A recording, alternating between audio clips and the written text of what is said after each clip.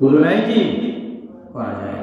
জিহাদের আলোচনা আমিও তো করি না তেমন, কি জন্য আজকাল তো কোরআন হাদিসের আলোচনা করতেছে।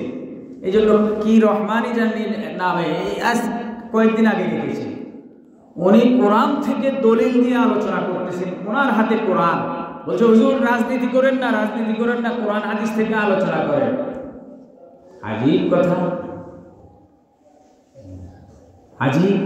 উনি বললেন এই দেখেন কোরআনের আয়াত, আপনি বুঝেন, মুরব্বী হয়তো বুঝেন না, এই জন্য বলেছেন আমি কোরআন থেকে বলছি। আমি কোত্থেকে বলছি? আল্লাহর কোরআন থেকে বলছি, রাসূলের হাদিস থেকে বলছি। এখন আমরা জিহাদের কথা বলে এই উগ্রবাদী হয়ে গেছে, কথা বুঝেন নাই? জঙ্গি, ওই ছাত্ররা মিছিল করছে, সাথে থাকলে সঙ্গী, বিরুদ্ধে গেলে জঙ্গি। আমাদের চরিত্র হয়ে গেছে। আল্লাহ পাক আমাদেরকে হেদায়েত নসিব করেন। ইয়া আইয়ুহাল্লাযীনা আমানু ইন তানসুরুল্লাহ, আল্লাহ রাব্বুল আলামিন বলেন, হে বান্দার বান্দারা, ইন তানসুরুল্লাহ, তোমরা তোমাদের মাবুদ আল্লাহ রাব্বুল আলামিনকে সাহায্য করো। আমাদের নাস্তিকরা বলে থাকে আল্লাহ পাক দুর্বল, এই জন্য আমাদের মানুষের কাছে সাহায্য চাই। জোরে সোরে বলি নাউযুবিল্লাহ, আস্তে হয়ে গেছে, আরো জোরে সোরে বলি। আরে আল্লাহ রাব্বুল আলামিন ইন তানসুরুল্লাহ, আল্লাহকে সাহায্য করো মানে তোমরা আল্লাহর কাজ করো, আল্লাহর দ্বীনের কাজ করো। আমরা দুনিয়ার সমস্ত মানুষ যদি দিনদার হয়ে যায়, জান্নাতি হয়ে যায়, আল্লাহর কোনো লাভ আছে? কোনো লাভ হবে? আল্লাহ পাকের কোনো লাভ নাই। লাভ হলে কার হবে? আমাদের লাভ হবে আমরা যদি সবাই জাহান্নামী হয়ে যাই। মালিক রব্বুল আলামিনের কোনো ক্ষতি নাই, তার কোনো সমস্যা নাই, তার প্রভুত্বের মধ্যে এক শস্যের দানা পরিমাণ ক্ষতি আসবে না, নোকসান আসবে না।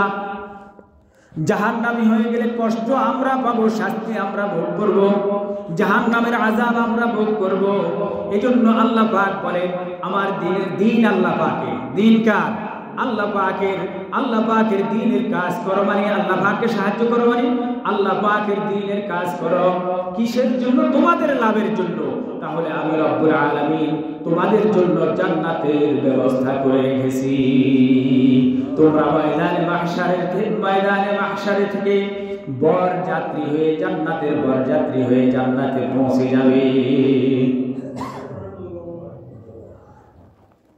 ইন তানসুরুল্লাহ, এরপর আল্লাহ পাক বলে ওয়ায়ানসুরকুম, আর যদি তোমরা আমাকে সাহায্য করো অর্থাৎ আমার দ্বীনের কাজ করো, ওয়ায়ানসুরকুম, আমি রব্বুল আলামিন, আমি মহান রব, মহান প্রতিপালক তোমাদেরকে সাহায্য করব।